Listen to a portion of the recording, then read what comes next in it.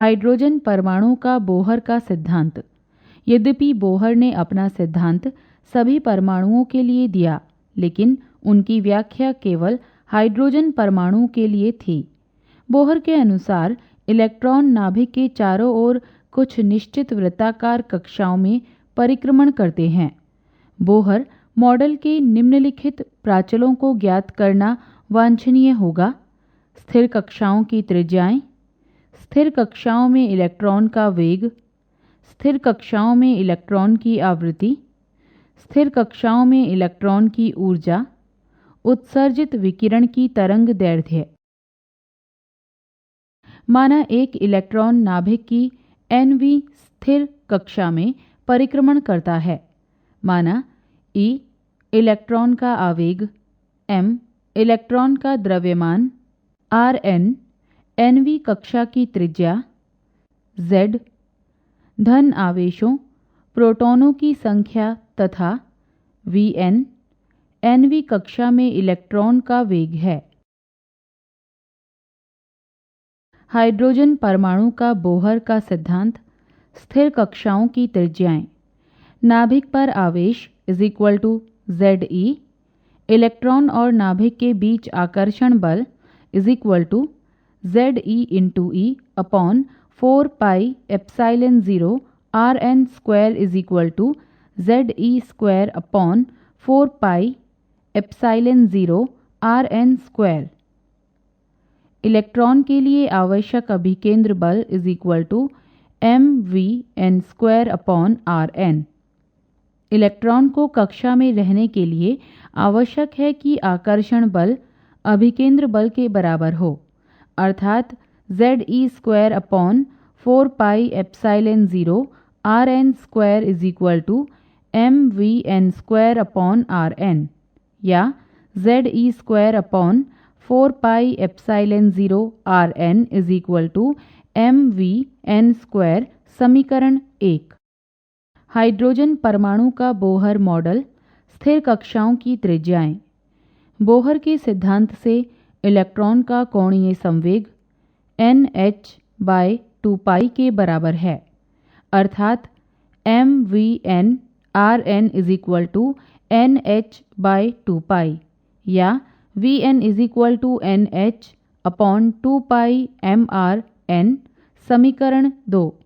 समीकरण 2 से Vn का मान समीकरण 1 में रखने पर Ze square upon 4 pi epsilon 0 Rn m nh upon 2 mRn whole square. Hydrogen परमाणु का बोर मॉडल। स्थिर कक्षाओं की त्रिज्याएं। परमाणु की nवीं कक्षा की त्रिज्या Rn epsilon 0 n square h square upon pi m Ze square, या Rn epsilon 0 h square upon pi me square n square upon z। समीकरण 3।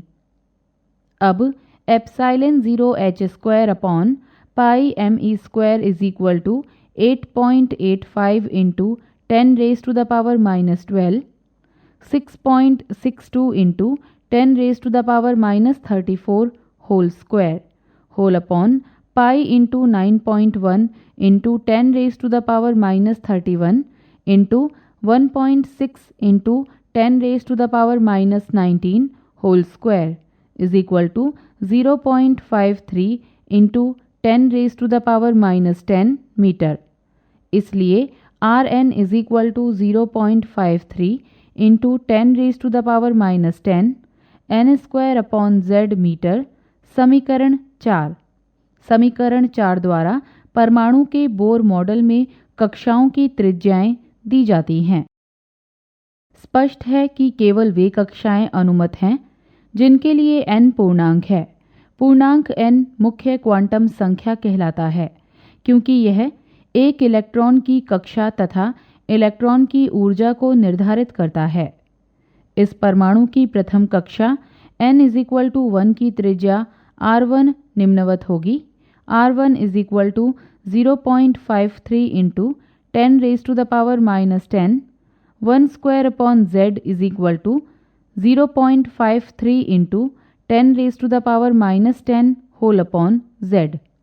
इसलिए Rn is equal to n square R1।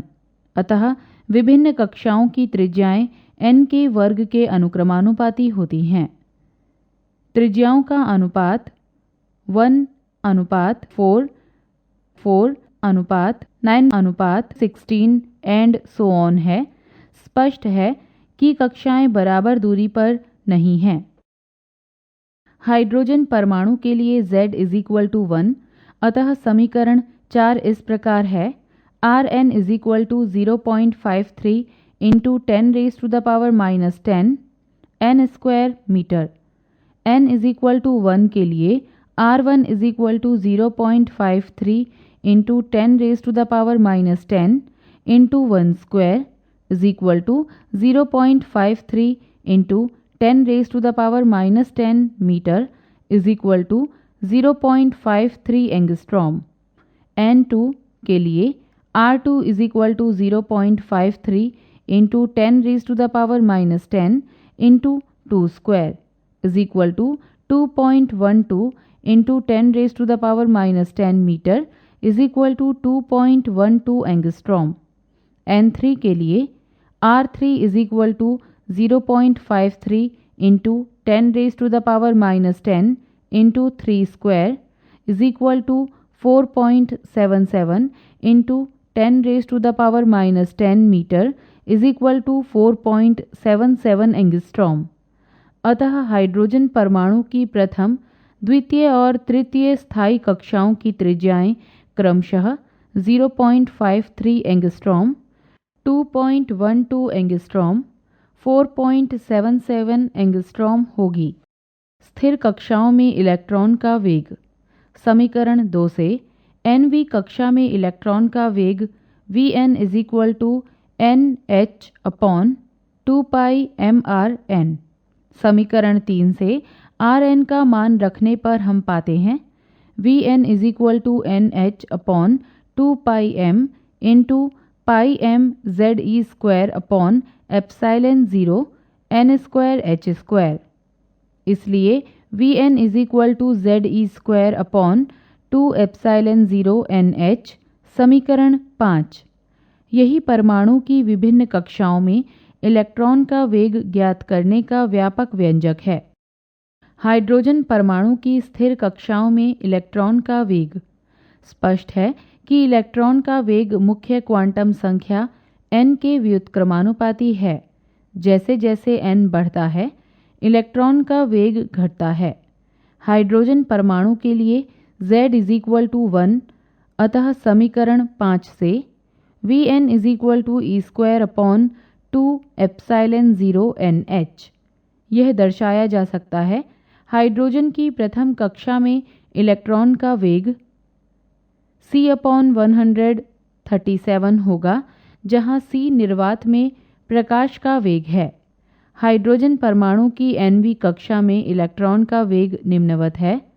Vn is equal to c/137 n।